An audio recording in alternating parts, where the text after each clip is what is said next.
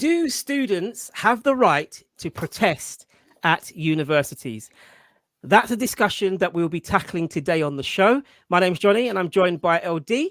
And if you're watching on the live, thank you so much for being here. And if you're also watching this on the replay later on, I really do appreciate all the support that you have for the channel. Please hit the like button and subscribe if you haven't already. I've recently reached 2,000 subscribers, and that's all down to your kind patronage. So thank you so much for that. How have you been, sir? Are you okay? Yeah, very good. I was saying, just coming down with something recently, but this Ah, week's been good. But it's going but around at the still, moment. we need to look after ourselves. So plenty of water, Yep, hydration, sleep, rest.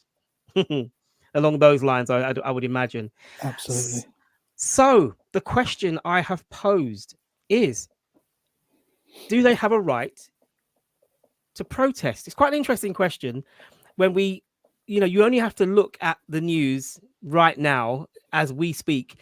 See, there are protesters who have set up encampments on campuses across the United States and actually over here in the UK as well. It's Over starting to here, pick up. yeah. And actually, there's been hundreds of arrests, especially in the States, when it comes to protesting. And if you are just popping in, if you've seen, you'll see the thumbnail. Um, it's fair to say that a lot of those protests all circle around the Israel-Hamas war, because obviously it's reached a boiling point in US universities. So just getting from the bat, what's your impressions? What's your view on what's going on at the moment? Um, I mean, the question of students themselves, Mm, not necessarily focus on just this particular issue yeah. of Israel and Hamas, but students and protest. I mean, it goes back as far as the first universities that opened up over here in France. So I, I think there's nothing new about student protests Hmm. as such. What I think is interesting in this time now is that in the West, where we're usually quite looked after, we're quite Okay. yeah. Yeah. Usually people who are quite looked after don't have the need or the rights, not necessarily the rights, but the needs to go on student marches and Yeah. strike and protests because there isn't that much to quibble about or moan about. Mhm. What's going to be interesting to me is that seeing young people um, protest now when their future is looking so bleak and they don't think that they have a future, Yeah. that makes them quite dangerous in a sense. Because Right. it reminds me of maybe in the 60s when in America after like during the Vietnam War when Yeah. people were protesting and it sprung about the hippie movement of the 60s, etc. Hmm. I wonder whether we're approaching something like that now because something bigger is happening, bigger than just the Israel Hamas conflict. I think there's something else going on domestically around the world. So you're Right. seeing a lot more people spring up and have something to say. There's a lot of things that are coming together. So I don't know if that's made a lot of sense, but Of course it has. Oh yeah, definitely. I also think that we do seem to get a lot more civil unrest when we get close to an election. And I do believe that that also has a part to play in what we see right now. Um, there is time for change, and there's change in the air. People are, especially our young people. And I think it was quite a good spot because I put that in my notes as well. That there were, historically, especially not necessarily in our lifetime, but in memory, where it would be recorded, because there's been lots of protests that may not necessarily have been recorded at such high level, like what we saw with the Vietnam War, and actually they they won. mm, Their protest eventually demoralized the country to the point where they just they pulled their people out. Yeah. especially when obviously they were being drafted. I don't think they probably would like that. But I wrote down some points that, and I don't think we're necessarily going to go into it a great deal because I don't want to go away from the actual question. Mm. But it said that the main points that these protesters specifically are arguing about is they want the US to stop doing business with military weapon manufacturers that are supplying arms to Israel. They want to stop accepting research money from Israel for projects that aid the country's military efforts. Be more transparent about what money is received from Israel and what it's used for. Stop investing college endowments with money managers who profit from Israeli companies or contractors. Now, these pretty much seem like valid points to bring to the table. The question is, should university students be the ones championing the cause for this change? And I thought what we would do is we would look at it, that's one point. There's lots of other issues that will probably be that need to be addressed. But if we go for the arguments for, and then we'll go with the arguments against, because I think that will probably be an easier way for us both, because we're both on the same page. If you want, I'll start with the very first, which is probably the easiest one for the four. It's going to be freedom of expression. At the heart of any debate is a fundamental right to freedom of expression. Universities have long been, as it says, bastions of free thought and change, where students should be able to voice their concerns and stand in solidarity with global issues. Now, that's quite a clear. I don't think anybody's necessarily going to argue with that until we Somebody get will. to the against. Yeah. But that's a quite clear fundamental, as it were, is the freedom of expression. Yeah. In many cases, though, the freedom of expression that's being displayed at the universities are generally by younger people who haven't necessarily been in the big wide world yet. So in many ways, sometimes they are protesting against something that may not necessarily impact on them, and whereby you use the example of the Vietnam War. Many of those young people were being drafted. There was an impact on them personally to be drafted into a war they didn't want to go into. Mm-hmm. But this war between Hamas and Israel isn't necessarily drafting people from America, it's not necessarily affecting the regular kids that are going to university, but they are still using their rights, their freedom of expression to be able to do it. Mm-hmm. Would you like to bring another point up about for the fours? Let's go through the fours. So I would say tradition. Yeah. I think protest is a tradition that is as old as we are. Going back to, I think it was 1209. 1209. Wow. Yeah, that was, I think, the first recorded official student protest. Wow. That was in Oxford University. Okay. Yeah. University of Paris was like some years later, like 1229 or something like that. Okay. And the reasons for that one was it's a long story, but either way, the idea of being able to stand up for your rights and the freedom of speech, like you say, it goes back as far back as we were around. I would imagine Timbuktu would have been probably the earliest universities, and they probably had protests, but they just weren't documented. You can go from the 1200s right away through till South Africa with Soweto, the Soweto uprisings. Okay. Yeah. So we're bringing that closer. So we're bringing it to more. Well, I think there's we'll probably discuss these as we go on. But I'm going to write that down. I like that tradition, because so there is that element of like we said, you have that freedom of expression. There is the idea of tradition that's part of our history part of the history that when you go to university, there's a very good chance that you're going to be around other people, like-minded people, free thinkers, people Students have that, always been rebellious yeah, by yeah. their very nature. So, yeah. I think awareness and education.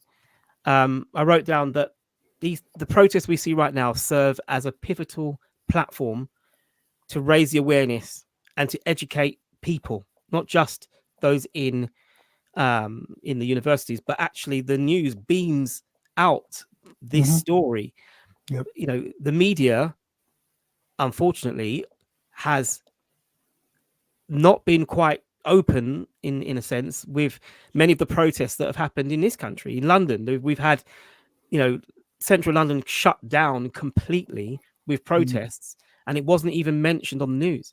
And if it wasn't for you telling me, oh, there was a protest in central London today, I wouldn't even have noticed it, because I didn't turn on to the BBC or the Yeah. local news and see, oh yeah, there were over 100,000 people outside outside Windsor, Mm. outside of the Houses of Parliament today. And All even then, they're underreporting the numbers and everything. Yeah, Like, it's yeah. crazy. So Yeah. so their right, their ability to be able to protest educates and brings to the fore what's actually going on, especially as we know that the situation in Gaza is dire.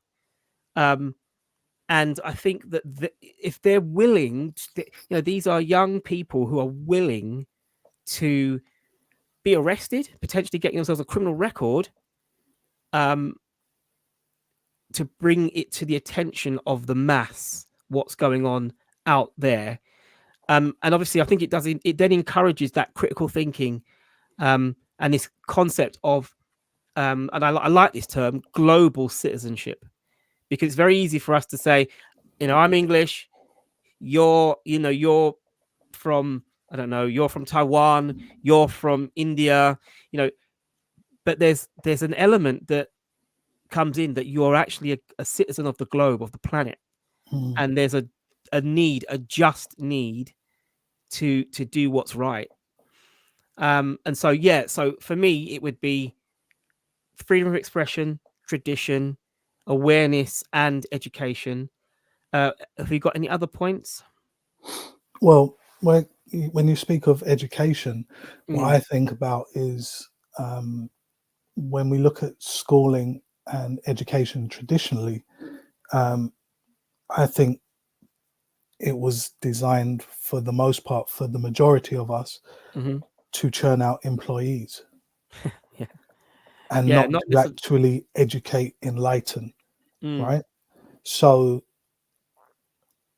the real education that they're learning through being free thinkers, like you just said, and citizens of the world, yeah, is an education that is worth more than whatever their tuition is, whatever, and then necessarily being a pencil pusher or producing widgets for a factory boss. mm, So I feel like that's, even though it's not the main part about being a student in today's times, but I actually think that that is probably one of the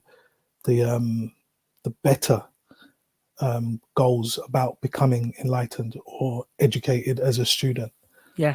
So I don't know what category that comes under, for four, but Well, we I can we think can we can make up our own category. I think you're, but I get what you're saying, and I think it's important to keep that in mind, especially when we're thinking about the positives, or the arguments for that right to be able to um, protest and to mm, bring it to the attention of people, and to the university student has an opportunity to educate themselves and to better themselves.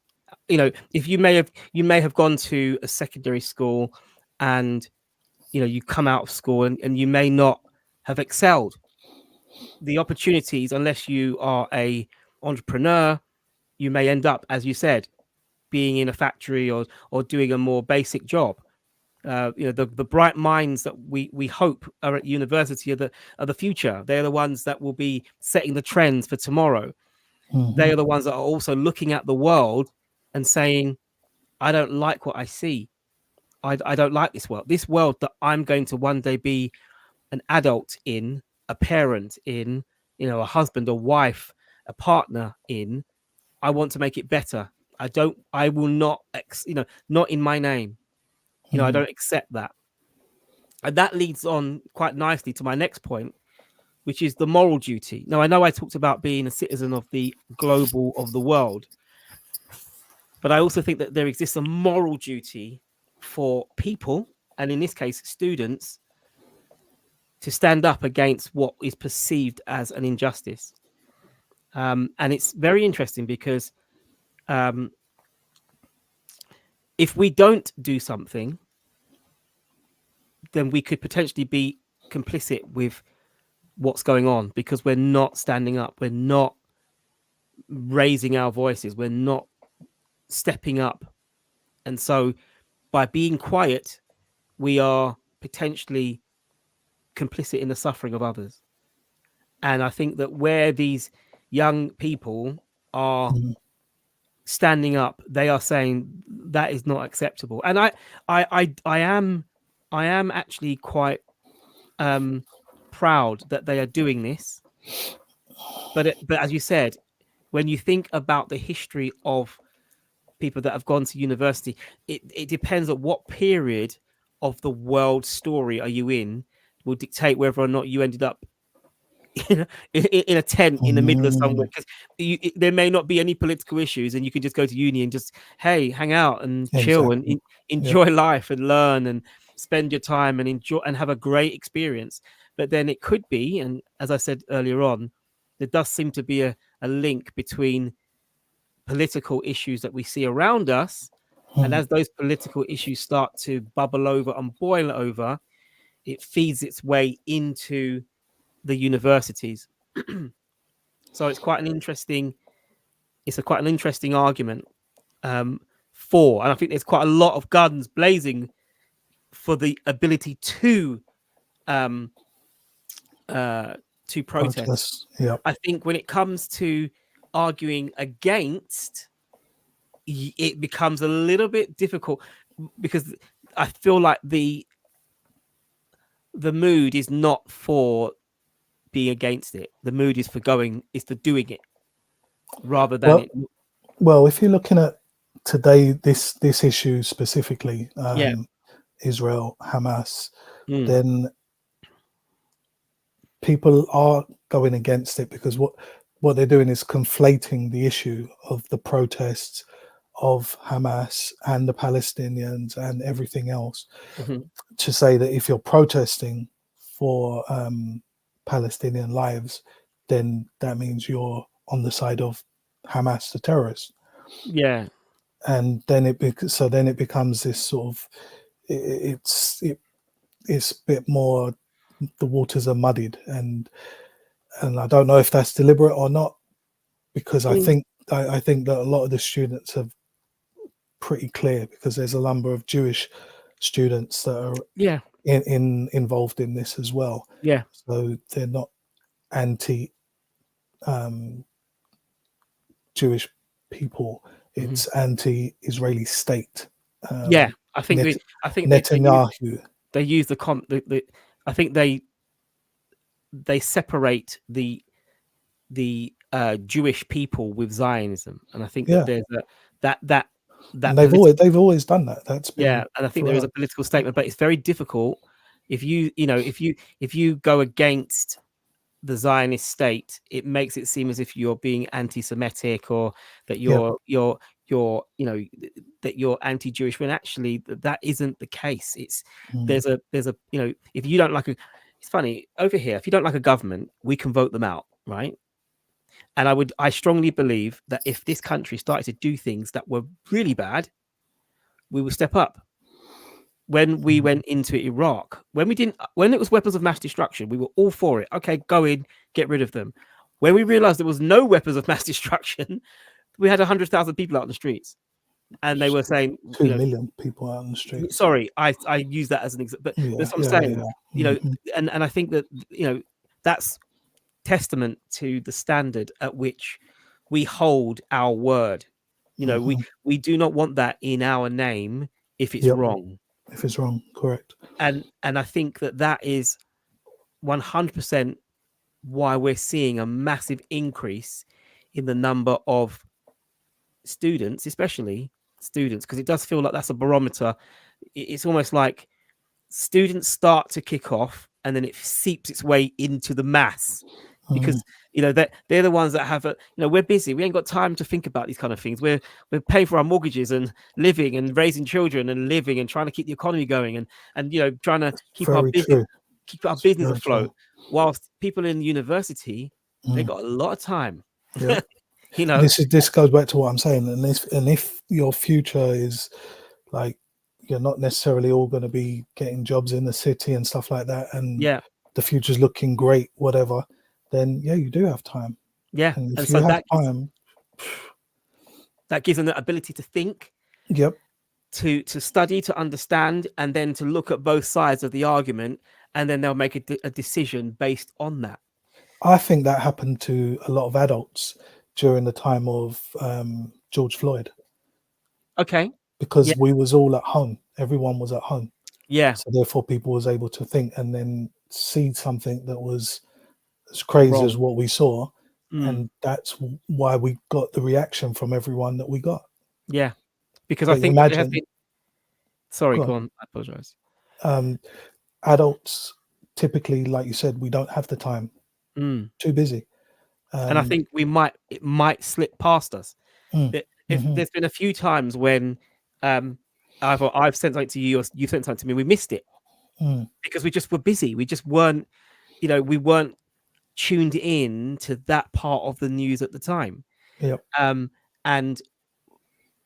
And then once we know that information, we can then decide what we want to do with it. Do we want to sign a petition? Do we want to send an email to our local MP? Do we want to get on our feet and start marching towards the House of Parliament? There's lots of things that we can do once we've got that information in front of us. Yep. So, from my understanding, the media tends to not let it in front of us. Don't put that information in front of you. You won't think about it then, and then you can carry on, which is part of the reason why, as we know, bad news usually gets dropped on days when we're distracted. There's a tsunami somewhere in the world. I know, drop some really bad news that they won't realize for a few days. Then it will be enacted into Parliament before we get a chance to challenge it. These kind of things. I mean, I obviously I don't live in London, so I completely missed the mayoral election. Completely missed it. Don't worry, so did I. And you live in London. So, this is what I mean. And so even if we are happy or not happy with who was voted in, we missed it. Yep. Whereby with the current university students they've got a lot of time. They are so much more plugged into the social world. They can see, when something's trending, they can see it. And I think that's a really a good thing. So they are a barometer for what's going on in the bigger wide world. But now let's go for arguments against. Now I've got 1, 2, 3. I found 4. You found 4? Yeah. Jeez. Wow. because I wanted to balance it out. 4, Okay. 4. I found 4 and 4 against. Mine were 4. So the first argument against is the concept of neutrality. So universities should be there to educate, and you should be able to be educated and remain on neutral ground, focusing on the education rather than becoming an arena for political struggles. So, because that's going to disrupt your education. If you are now no longer in the classroom, you're now not there. A lot of these young people have got student debt. They are going to be laden with student debt. Meanwhile, sitting in a tent. Personally, I'd rather be in a classroom, listening to what I've got to say, listening so that I can be educated. And in the same way, do you mean that, or are you playing devil's advocate? I am playing the devil's advocate, but I believe that this is an argument. I'm trying. I believe that this is an argument for we, as part of this discussion. It would be wrong of me to have a discussion and have no for and against, because I have to. Even if I think how outlandish it might be, I still think you have to see both sides of the agenda, in the same way that when we talk about what's going on in Gaza currently, there are two sides to every story. There is, whether we like it or not, the Israeli question will also have an argument, and they will also be, and they also want to be heard. The problem is that they have got such a big system that we hear them a lot more, and we don't hear the other side. So we've almost, we've almost by default gone for the, the underdog. Not, I don't mean it in a sense, but what I mean is that because we already know what the argument is. The Israelis have made it very clear. They've made it very clear what they are and what they have. And as you and I have spoken before, you can't bring a knife to a gunfight. There is no war. It's just, whenever I hear war, I think of two opposing nations fighting with equal amounts of, weaponry and power. We're not a rabble of freedom fighters and slingshots. But I digress. That's for another conversation. The second argument is I'll put it in the easiest way I can. When students are endorsing a struggle, that struggle could be it could open the door for every struggle, and some of those struggles may not necessarily may not really need to be opened at that point. If I don't know how else to put it, but once if who is to say that why is your struggle any more important than this other person's struggle? And if that's important as well, why can't I argue about that? And then you suddenly realize that you've got lots of people who may want to have a gripe about something, and it's just going to lead to constant unrest on the campus. So imagine that you want to remain neutral, because you've got to remember that just because you're at university doesn't mean you have to take part.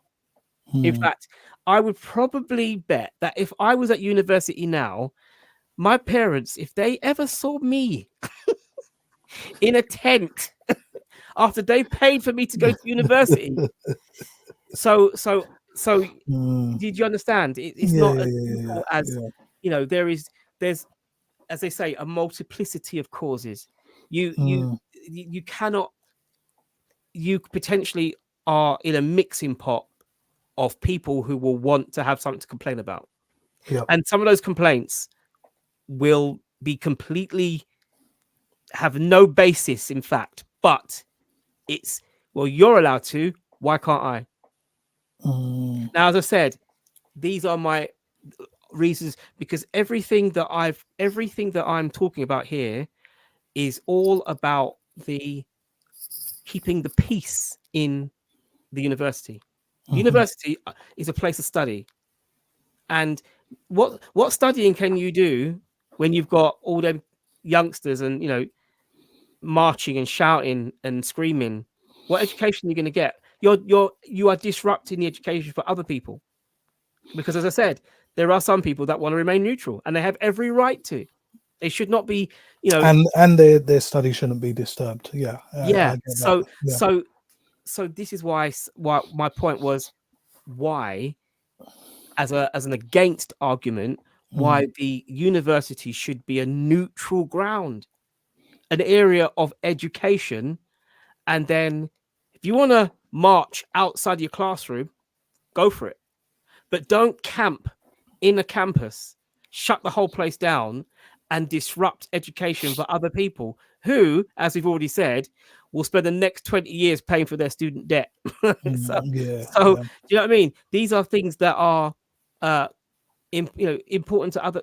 There's lots of reasons, and as I said, it makes me sound very callous, but I'm thinking about the for and against. There are fors and against for everything. Okay, so I think they did studies into universities, the lecturers, and they found that the majority of the people who are like professors and lecturers tended to be on the left, tended to be Yeah. more liberal. Yeah. So there's an argument that if all the majority of the teachers and the educators are one way politically leaning, that could be influencing young impressionable minds, Yeah. which then could then be why you have the imbalance and these types of um, causes that Yeah. people will stand up for or go and protest for. Yeah. And So that speaks to your neutrality, sort of that oh type yeah, of argument, definitely. you know. Like I watched Mm, an episode of the Joe Rogan show. And he mm, talked about this very subject, and he literally said, and obviously this is, this is just his opinion, mm, but it bordered along the lines that the universities had been infiltrated by Marxists, um, and that infiltration, which by default was going to be on the left, was purely designed to act as a disruption tool, and it's come full circle. I don't know. I There was don't a know lot about more that. to it than that, and obviously Yeah. it's on the. I'm paraphrasing a lot. There was a lot more to it, but then he had an argument which was saying that, as you said, many of the educators are left leaning anyway. Mm. They don't want what's going on. I mean, I don't necessarily think I'm left leaning, even though I got called a communist this week, as you That's know. hilarious. Mate, that was as It's just funny. just as a side issue. I posted the video on my channel, and it got quite a few views, but it also got quite a few comments, and some of those comments were very fruity, shall we say, including calling me a communist. And I WhatsApped and sent it to you to show Yeah, you that you and I are leftist spies commies. Mm. implanted into the system to divert and subvert the youth who tune into our show. I I, know. I I don't think that the the professors and lecturers and stuff like that. I don't think that that is anything to do with some sort of Marxist plot. Yeah, yeah, I just think that typically people who go into higher education yeah. probably have their eyes and ears opened to much broader perspective Hmm. rather than people who don't go into further education, higher education, and have their viewpoints molded more by the media, Mm. newspapers, and stuff like that. So when we were at secondary school, we the most that I ever saw on that level of not necessarily protest, but there was a little bit of disharmony was whenever there was something going on in, say, so I had Indian friends and I had Pakistani friends, and if there was ever things going on in the political spectrum, sometimes it would feed out into the mass of the kids that we hanged around with, and that was almost like the full range of the kind of political struggle that I ever saw. Mm, But it made me think of, if I was at university now, what impact is this going to have with the sort of that relationship within the group? So these kind of protests are going to inflame tensions. These tensions are going to go out. You can't draw them back in, and it's going to affect um, the community, as in the diverse political backgrounds of all of those people. Because unless it's only one nation of people, then that's mm. one thing. But universities are a mixing pot of lots of nationalities, religions, cultural backgrounds. But Um, isn't that how the friendships will be formed anyway? Because you'll have people yes, who are but, like-minded that are but drawn to each other. true. But you imagine that right now we are talking about young people protesting about what's going on um, in Gaza. You Mm, have people in these universities that are from Israel. They're not fighting. They're not there. They are yeah. just, there's this. their sole thing is that they were born in a country. You know, DNA allowed them to be born there, and so they identify with there. And they may have lost friends. They may not necessarily agree with what's going on there, but they get labeled as being part of that. Because if how as someone who's from the Caribbean, how annoyed do you get when people say, West Indians are all drug dealers? You know that they're not. And you're not a drug dealer. I'm not a drug dealer. But there are West Indians that are drug dealers. So there are people that do, but that's not us. But for the sake of the argument, we are going to be holding that flag. And I think that what happens in these campuses. If you are Israeli and you're in one of these campuses, you are going to be targeted, even though you may not agree with it. And I've seen videos of rabbis who openly say this is wrong. And so for me, it's about harmony. I hear you. This is an against. We've already said there are several fors for why students should be able to protest, but one of the against for why they shouldn't do is the tension. It's going to inflame, and the diverse political and cultural backgrounds. It's going to damage the campus harmony forever. I don't think you'll ever get that harmony back. I don't think you'll be able to agree to disagree because these people are angry. People are getting arrested. People are going to the point of being arrested, fighting police over it. They're not just going, I don't like it over there. They're angry. And this kind of political unrest on a campus isn't healthy. But as I said, I am... Yeah, you're making an argument. So do you get what I'm saying? I may not necessarily agree with this statement. I'm just saying I think it's a possibility, and I think there's definitely some examples of how the tensions are, of course, being inflamed. I mean, people talking over here about not feeling safe because of the marches that are going on in London. And how does that? And whether they are safe or not, that's probably not really the point.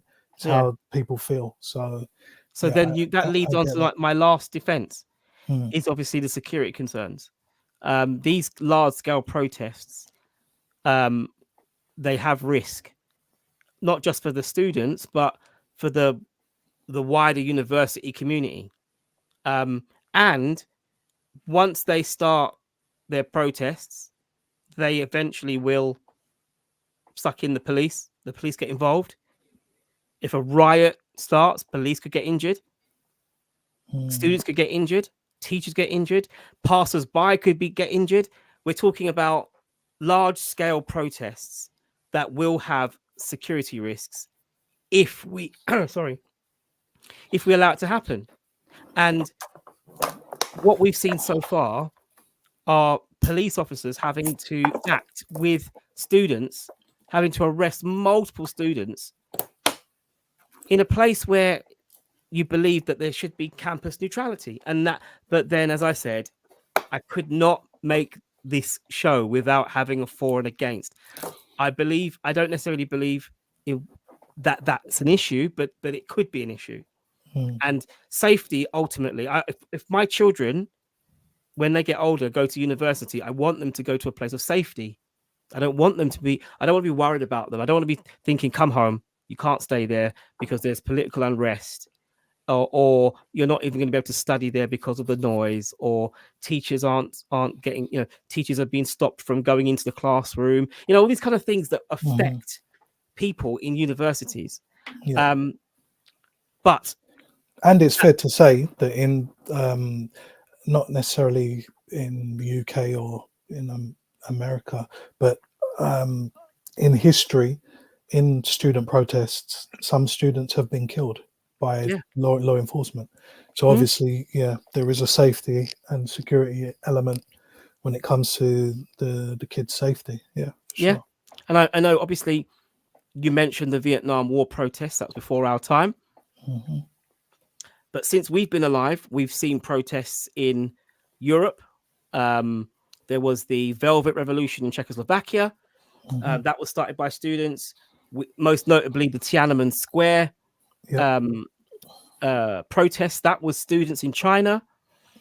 Um, there were protests in this country when we've had this is the thing, we are currently going through upheaval, a lot of upheaval. I would probably like to do some research on the year by year levels of upheaval, but because I'm convinced, for some strange reason, I don't know if I could be completely wrong, but for some strange reason I've got it in my head that every year we get elections, this happens.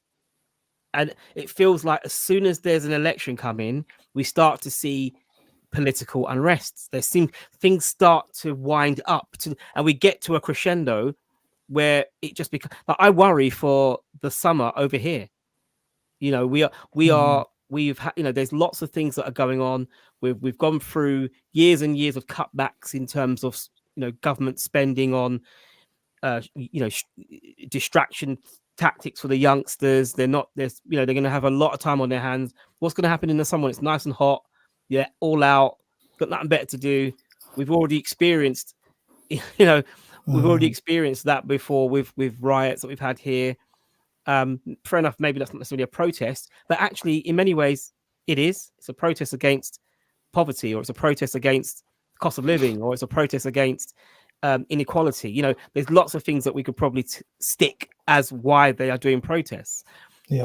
The university students right now have made their point clear. I think they have, and the governments need to stand up and go, well, they're our future. If they are acting like this now, how will they be as a adult voter? Because keeping in mind that 10 years from now, they will be the mass workers. We're going to be old. We're not going to, our generation will be getting close to retirement.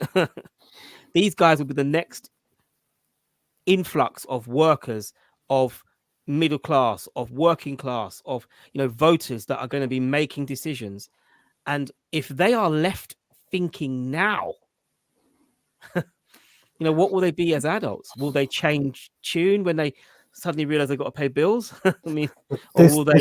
This ties into what I was saying earlier. I do think that the history of protests, students, they've all, I think they all went through some phase of, was it that guy, the Wolfie Smith, that kind of Citizen Smith? He's from the back in the 80s, right? Yeah. So I think that when people get married, have children, buy a property, this falls by the wayside because it's no longer priority.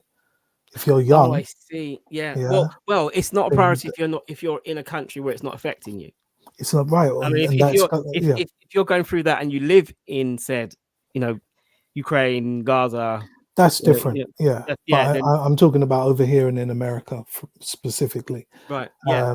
I would say that history has shown that the hippies of yesterday got married, settled down, cut the ponytails off, and ended up working in banks, right? So it's a cycle that goes through. It's part of like young development as we become older. We all have a slightly rebellious streak, and it can manifest in different ways. So do you believe then that if the educators at universities were more right-sided, that these protests would be allowed to flourish the way they have? Do you think that the educators have something to do with this? Because of this, because I don't know what the percentage is. From what I gather, it's quite a high percentage of left thinking. I don't believe that the educators are going in and trying to indoctrinate the kids.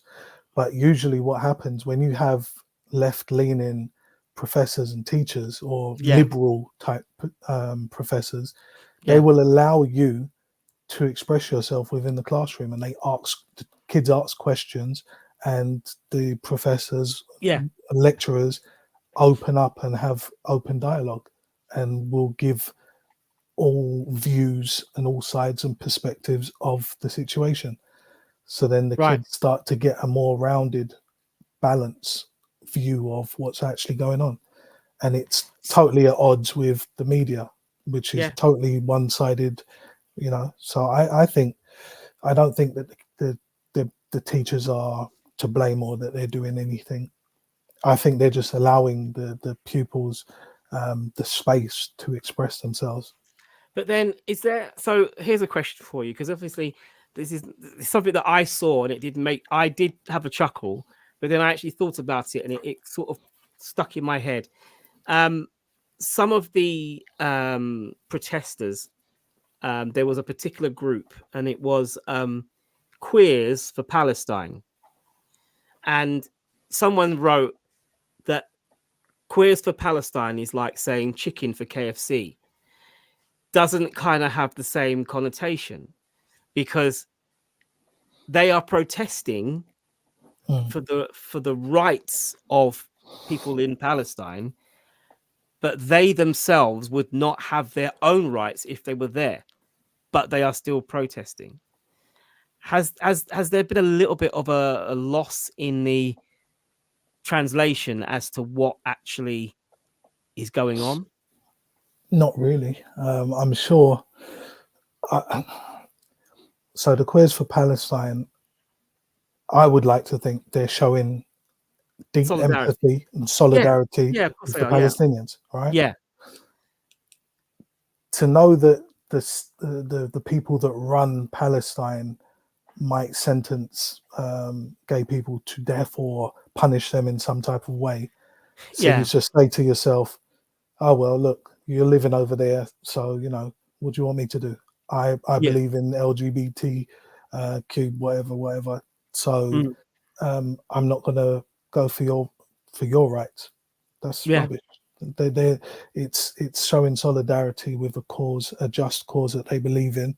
Hmm. Um, I don't think that they're not aware that the queer um,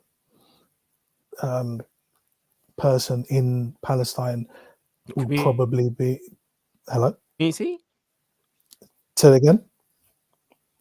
You're breaking up a bit. Sorry. Yeah, go on. I don't know. I'm still here. Oh, okay. Yeah, no, I was just saying. I think that they would be in solidarity with them. I don't think that there's any sort Hmm. of miscommunicating. I don't think so. I think they're aware of what life might be Yeah. like in Palestine, personally speaking. But they're still, see, they're very, as you said, we are fortunate that they have the right to be able to do it.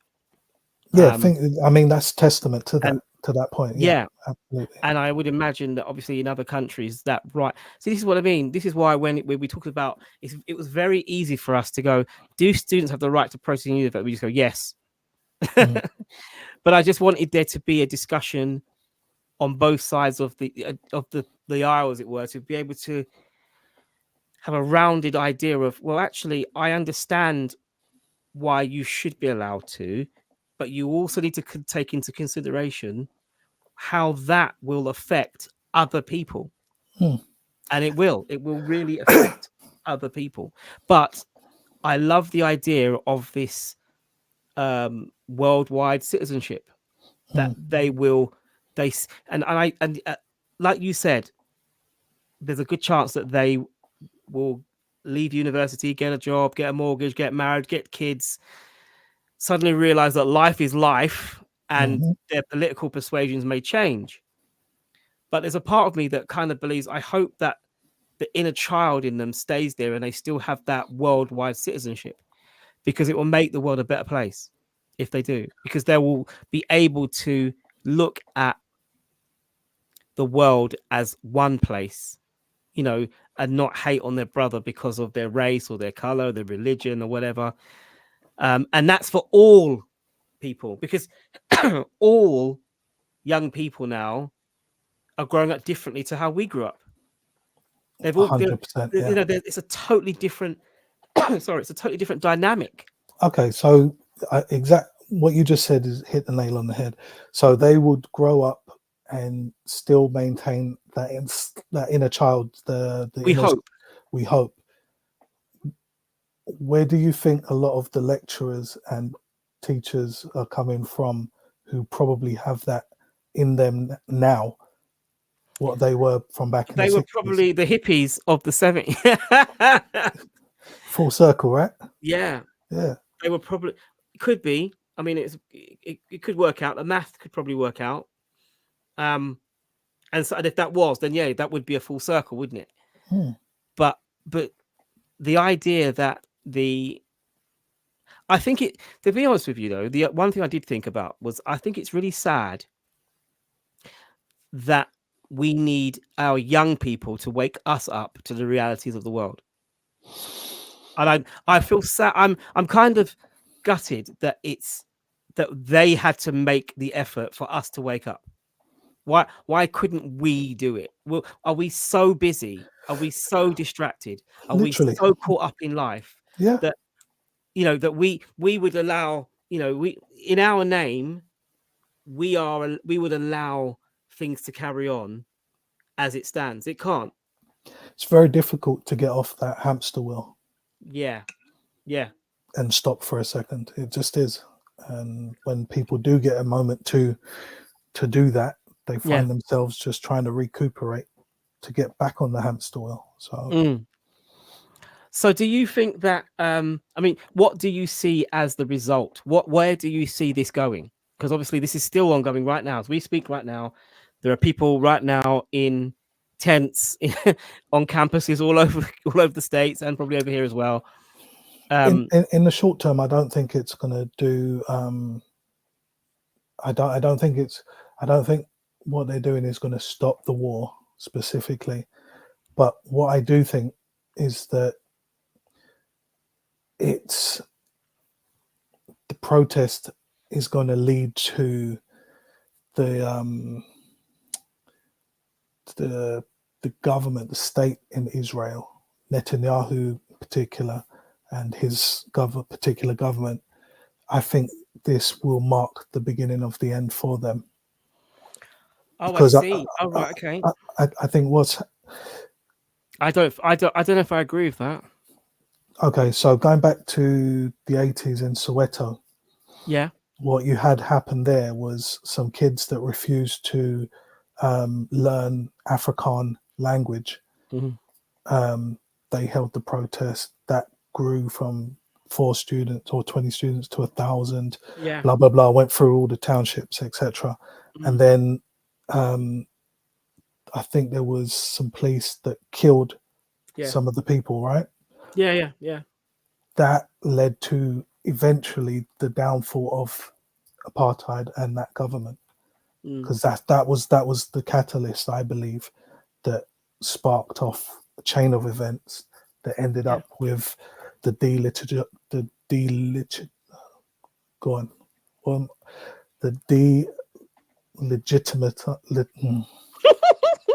I love it. Beautiful. Thank you. Finally. you know what I'm trying to say, right? Yes, I know, but I want to hear Yeah. you say it. Gotta find a different word, mate. Beautiful. I love it. It's The, beautiful. that No, but that, you know, that I was thinking, regime lost all credibility and yeah, power amongst its people, and yeah, globally, as the because remember there was students in America that were camping out and having protests about the killings in Soweto yeah. happened in I mean, England. there was music, Yeah, concerts, and concerts, everything. And yeah, it and I believe, starts from these kids. It starts yeah, from the kids. Most of these protests and things like this, a lot of the times they're on the right side of history. mm. Okay. Well, do you know what? It'd be interesting to see over the next maybe 2, 5 years, 10 years, if there will be some kind of power sharing, or however it's going to be, because obviously there has to be some change. But I'm not. I don't know. I feel like because of the way in which I think that even though we from the outside we see similarities between apartheid South Africa and what's going on in Israel today. And I think that there are similarities, but there's also a lot of very, very different um complexities when it comes to the Israel question. And I think it's very. I don't know. Maybe that's a discussion we go for another show. But I think it's. I get where you're going with it, but I just feel like this is a very, very different set of situations, shall we say? But we'll agree to disagree on that one. Yeah, yeah. I don't think it's that much different than anything we've gone through throughout history. I just, It I could think, be. I mean, as I said, maybe that's our discussion for next one. Whew, that'll be a deep discussion. So, I suppose in conclusion, because obviously we're going to wind it down now, the students, they are doing an admirable thing. It's my turn now. I was going to say, can you edit me out from earlier? Well, it's live. Oh. How am I going to edit you out? Edit you out on live, baby. I totally forgot. Okay. What is here forever, my friend. This is the beauty of live. But yeah, in terms of the what the students are doing is admirable. We know that we respect what they do, we understand why they're doing it, and we're grateful for what they're doing. But we also have to take into consideration that what they're doing is obviously it's obviously harming the unity of this campus. There's obviously a safety issue because for what they're doing could potentially be dangerous. We have to take into consideration now that law enforcement is now going to have to be pulled away from other things to deal with this. And protest is important. I think I feel that the message has been made. Now they need to move it up the chain and let the politicians actually do what they've been told, they're paid to do, and get a conversation going.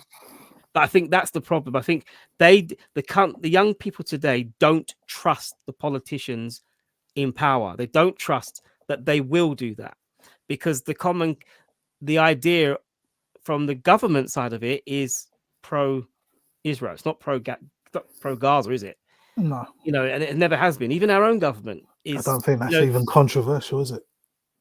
Yeah. I mean, they're very, as has been said many, many times before, they have a right to defend their sovereign state, or however I don't know. I can't remember the exact terminology, but there was a newsreel where every single newsreel said the same thing. They have a right to defend their. That never helps the idea that they're all manufactured coming from the same hymn sheet, when they literally was all saying the exact same thing. They have a right to defend their sovereign Hamas, state. a prescribed terrorist group. Yeah. And don't get me wrong, I'm because the thing about war is that there's always evils on both sides. Even sometimes for you to be good, you have to have evil. You can't. War is not nice. It's horrible. It ends the lives of people who, if there was no war, we'd just be chilling out and enjoying life. And now they're dead. And it's sad. It's a very, very sad situation to be in, whether it be in the Ukraine, whether it be in Africa, whether it be in Gaza. There is lots of places right now where they're screaming for justice and screaming for peace. And it has fallen on the backs of our university graduates and students to protest and bring it to the attention of the mass. Because if we do it the way in which it's done properly, the legal way, where you have a legal right to march, the media will block it out, as we've seen. As you remember, what's going on? How is it? Oh yeah, there was 1 million people in London today. What? What are you talking about? Was there? When? Today? I didn't, because it's every news put, and then it might be, oh, there was demonstrations in central London today, and now for the news, like that kind of thing. There wasn't that level of. I think we're all starting to see just how in step with government the media is. Maybe we'll talk about that. But yes, that was the show. Thank you very much for hanging out with us. And as I said, if you are watching this now as a repeat replay. Can't think of the right term now. Please hit the like button, subscribe to the channel, and support us as we are growing. We have lots of different ideas and subjects that we're going to talk about. Sometimes they're not easy. We don't always agree. Sometimes we agree to disagree. And I think that it's all part of the debate. So, any concluding comments, LD? No, I think you hit everything on the head. Yep. Yeah. Mm-hmm. Cool. Well, thank you very much for watching, everyone. We will be back at the same time next week. We are on air 6 p.m. UK time most Sundays, and we will have a new subject out ready for you to listen to next week. So peace out, take care, and we will see. Oh, I like the bubbles.